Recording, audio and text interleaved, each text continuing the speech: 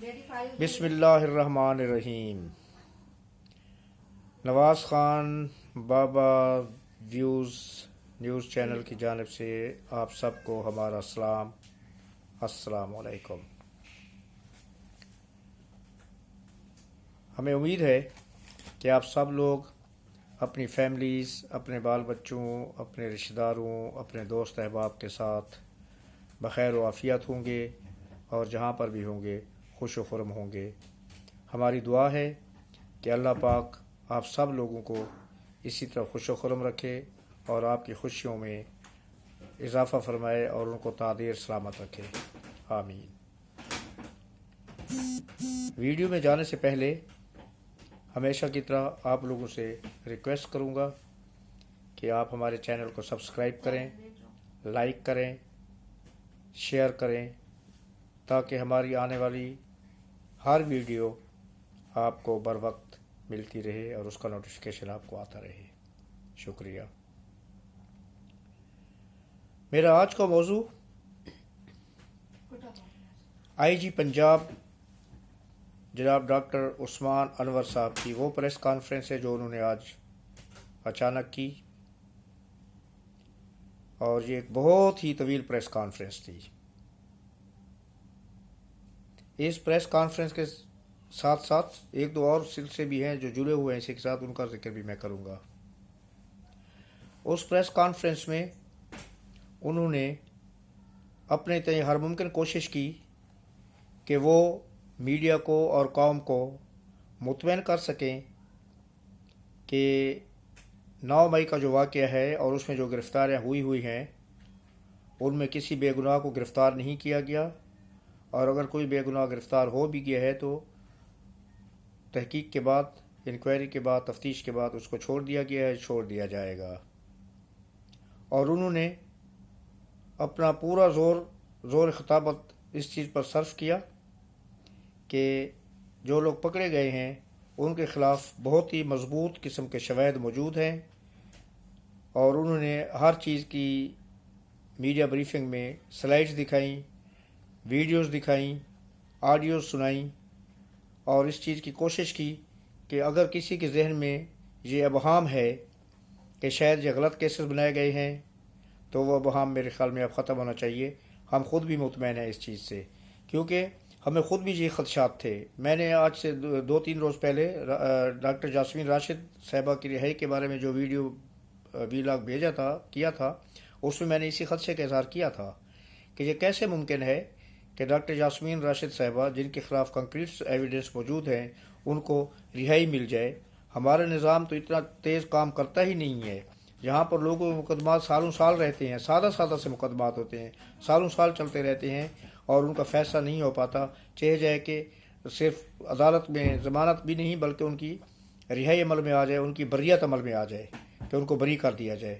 تو اسی خدشے کا میں نے بھی اظہار کیا تھا پچھلے ویلاگ میں کہ یہ اگر یہی حال رہا تو یہ حکومت کے اوپر ایک تہمت لگے گی، حکومت کے اوپر یہ ایک بدنما دھبا ہوگا، اور کسی بھی جو مجرم ہے، جو کلپریٹ ہے، جنہوں نے 9 مئی کے واقعہ میں اس طرح کی دہشت گردی کی ہے، ان کو سزائیں نہیں مل سکے گی، اور اس کے بعد عمران صاحب پھر سرخرو ہو جائیں گے، اور اس کے بعد ان کی توپوں کا رخ پھر جو ہے حکومت کی طرف اور فوج کی طرف مڑ جائے گا۔ ویسے تو ابھی تک اسی طرف یہ، لیکن اب شاید وہ کچھ دھیمے ہو گئے ہیں، کیونکہ میرے خیال میں ان کو زمینی حقائق کا ادراک ہونا شروع ہو گیا ہے۔ تنہائی میں شاید وہ جب سوچتے ہوں گے کہ ہائے یہ کیا ہو گیا، یہ اتنے میرے حوالی مواری جو ہوا کرتے تھے وہ کہاں چلے گئے، ان کے ارد گرد جو رونقیں ہوتی تھی، جو ناچ گانے ہوتے تھے، جو محفلیں سجا کرتی تھی زبان پارک میں، وہ سب اجڑ چکی ہیں۔ اس وقت وہاں پر زبان پارک کا یہ حال ہے، مثال تو بری ہے لیکن دینی پڑے گی، کہ جب کسی بازار حسن میں طوائفیں ناچتی ہیں، راتیں وہاں پر رنگین ہوتی ہیں، ساری رات وہاں پر مجرے چلتے رہتے ہیں، ناچ گانے ہوتے رہتے ہیں، اور صبح 5 بجے کے بعد وہاں پر ہو کا عالم ہوتا ہے اور سناٹا چھا جاتا ہے، اور وہ منظر ایک عجیب ہی بھیانک قسم کی منظر کشی کرتا ہے۔ یہی حال زمان پارک کا ہے، اجڑ گیا ہے وہ چمن جو کبھی لہلایا کرتا تھا۔ اور یہ سب کچھ کیوں ہوا؟ صرف پنکی پیرنی کے شوہر کی اپنی غلطی کی وجہ سے۔ میں نے پچھلے ویلاگ میں بتایا تھا کہ ان کو قاسم کا ابا نہیں کہوں گا، میں نے تو ان کو پنکی پیرنی کا شوہر کہنا ہے، اور میں وہی کہوں گا۔ تو انہوں نے جو شواہد اور جس طرح میڈیا کو اور قوم کو مطمئن کرنے کی کوشش کی، میں ان کی اس کاوش کی تعریف کرتا ہوں۔ انہوں نے اس کے اوپر کافی محنت کی ہے۔ اس کی وجہ یہ بھی ہے کہ اس سے پہلے جو ایک میٹنگ ہوئی تھی پرائم منسٹر صاحب کے ساتھ، اس میں کافی جو ہے نا وہ کمزوریاں پائی گئی تھیں، اور اس میں پتہ چل گیا تھا کہ یہ جو پراسیکیوشن ہے اس کے اوپر جس صاحب کو پراسیکیوشن سیکرٹری کے طور پر مقرر کیا گیا تھا، غالباً احسن صاحب ان کا نام ہے، جن کا پراسیکیوشن سے کسی قسم کا کوئی تعلق بھی نہیں ہے۔ اور وزیر اعظم کے کہنے کے باوجود وزیر اعظم نے جب اس کو دیکھا اس میٹنگ میں، تو انہوں نے کہا کہ احسن صاحب آپ پراسیکیوشن کے بارے میں کیا جانتے ہیں؟ تو انہوں نے کہا کہ جی میں ڈی جی ایم کا افسر ہوں، تو ہمیں ہر چیز کا پتہ ہوتا ہے۔ لیکن جب 2 کویشچن شہباز شریف صاحب نے کیے تو اس میں وہ اس کو مطمئن ان کو نہیں کر سکے، اور ان کا کوئی جواب ان کے پاس نہیں تھا۔ تو شہباز شریف صاحب نے وزیر اعلیٰ کو کہا تھا کہ ان کو یہ پراسیکیوشن سیکرٹری جو اس کو بدل دیا جائے، ورنہ یہ بیڑا غرق کر دے گا۔ لیکن اگلی میٹنگ میں پھر احسن صاحب موجود تھے، آرڈر ہونے کے باوجود کہ ان کو ہٹا دیا گیا، وہ پھر موجود تھے میٹنگ میں۔ تو کوششیں تو ہو رہی ہیں نا، عمران صاحب کی لابی ابھی تک ایکٹیو ہے، ابھی تک شاید وہ کسی گمان میں ہے کہ کہیں نہ کہیں سے ہم ان کو بیل آؤٹ کرا لیں گے، لیکن یہ بہت ہی ناممکن نظر آتا ہے، کیونکہ فوج اور حکومت جو ہے وہ انہوں نے اپنی آنکھیں کھولی ہوئی ہیں، اور وہ بہت ہی باریک بینی سے ان تمام مقدمات کو مطالعہ کر رہے ہیں، اور ان کے کیسز جو بنائے جا رہے ہیں ان کا وہ خود بہت باریک بینی، یعنی کہ یوں تو سمجھے کہ وہ خوردبین لگا کے یا دوربین لگا کے ان مقدمات کو جانچ رہے ہیں۔ تو اس سے میرے خیال میں یہ خلاصی ممکن نہیں ہے، ان کی جان کی خلاصی اتنی جلدی ممکن نہیں ہوگی۔ تو میں آ رہا تھا آئی جی صاحب کی پریس کانفرنس کے بارے میں بات کر رہا تھا، تو انہوں نے اپنی پوری کوشش کی، اور اس میں میرے خیال میں تو کم از کم میں تو مطمئن ہو گیا ہوں، کیونکہ جتنے تحفظات مجھے تھے شاید اور لوگوں کو اس سے زیادہ ہوں جو اس سے کم ہوں، مگر میں تو مطمئن ہو گیا ہوں کہ اگر یہی پیس رہا کیسز کا، اور اسی طرح جس طرح آئی جی صاحب نے بریفنگ دی ہے، اگر یہ کچھ ہو رہا ہے تو پھر کوئی بھی کلپریٹ جو ہے وہ بچ نہیں سکے گا، چاہے وہ فوج سے تعلق رکھتا ہے، چاہے وہ کسی سول ادارے سے تعلق رکھتا ہے، چاہے وہ سیولین سے ہے، چاہے وہ کسی کا ایکٹیوسٹ ہے، چاہے وہ پولیٹیشین ہے، کچھ بھی ہے۔ لیکن اور اس بریفنگ میں بھی آئی جی صاحب نے بھی یہ ڈاکٹر یاسمین راشد صاحبہ کے بارے میں خاص طور پر بات کی، جس کے بارے میں پرسوں کا ویلا کر چکا ہوں۔ انہوں نے اس کے بارے میں خاص طور پر بات کی، اور انہوں نے کہا کہ ہمیں شدید تحفظات ہیں کہ یاسمین راشد صاحبہ کے بارے میں، جن کے خلاف ہمارے پاس بہت مضبوط ثبوت ہیں، ایویڈنسز ہیں، ان کو کیسے یک وقت بغیر کسی حیل و حجت کے، بغیر کسی سوچے سمجھے ان کو جو بری کر دیا گیا ہے۔ یہ ہوتا نہیں ہے، عام طور پر ہماری عدالتوں کی تاریخ بھری پڑی ہے اس طرح کے واقعات سے کہ ایسا کبھی نہیں ہوا۔ عام لوگوں کے مقدمات تو سالوں سال چلتے رہتے، چھوٹے چھوٹے مقدمات ہیں ان کا سالوں سال فیصلہ نہیں ہوتا، جو خاص مقدمات ہوتے ہیں ان میں بھی بہت وقت لگتا ہے، اور یاسمین راشد صاحبہ کو بغیر کسی وقت ضائع کیے ہوئے ان کو عدالت میں پیش ہوتے ہی انہیں بری کر دیا گیا۔ How it is possible?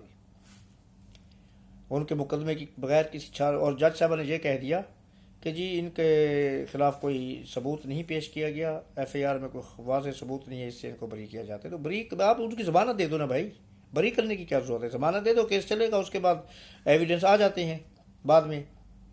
وہ ایک ہوتا ہے نا جس کو آپ کہتے ہیں کہ کچا چلان اور پکا چلان، جو فائنل ایف آئی آر ہوتی ہے، جو چلان پیش کیا جاتا ہے، اس میں اور ایویڈنس بھی ہوتے ہیں، ضمنی سمجھیاں بھی ہوتی ہے، ضمنیاں بھی ہوتی ہیں۔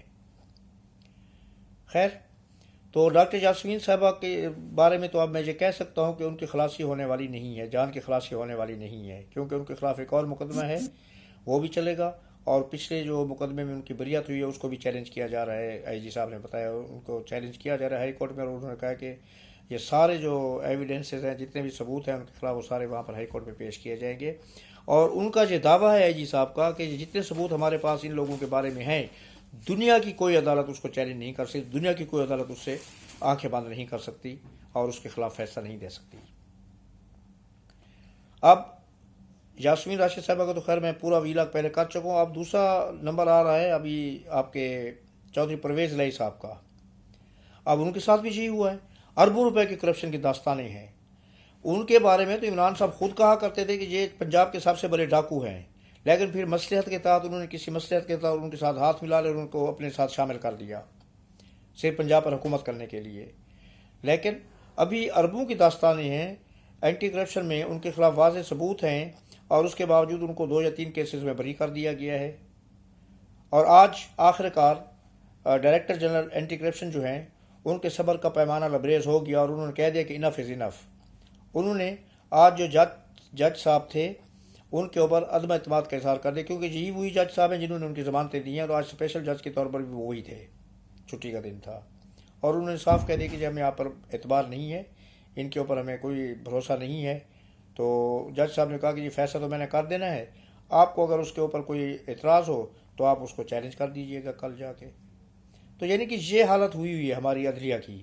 عمران صاحب کے جو گماشتے ہیں، عمران صاحب کے جو چاہنے والے ہیں، عمران صاحب نے جن کو نوازا ہے، جو عمران صاحب کا کلٹ پیدا کیا ہوا ہے، وہ کسی نہ کسی طرح سے اب بھی ایکٹیو ہے اور اب بھی پر امید ہیں. اب وہ سامنے سے وار نہیں کر رہے، وہ پیٹھ پر وار کرنے کی کوشش کر رہے ہیں، وہ اب بھی پر امید ہیں.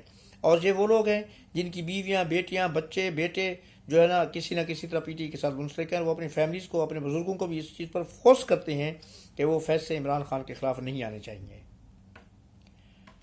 اب حکومت ان سے کیسے نپٹتی ہے وہ جلدی آپ کے سامنے آ جائے گا. چند دنوں کے بعد ہی، میرے خیال میں 2 یا 4 دن، ایک ہفتہ بھی نہیں ہوگا، ایک ہفتے سے بھی کم وقت میں آپ سب دیکھ رہیں گے کہ ان کے خلاف ہو کیا رہا ہے. ان سب کے پتے بھی کاٹے جائیں گے، ان کی ڈوریاں بھی کسی جائیں گی. تیسرا موضوع میں لے کے آ رہا ہوں صنم جاوید.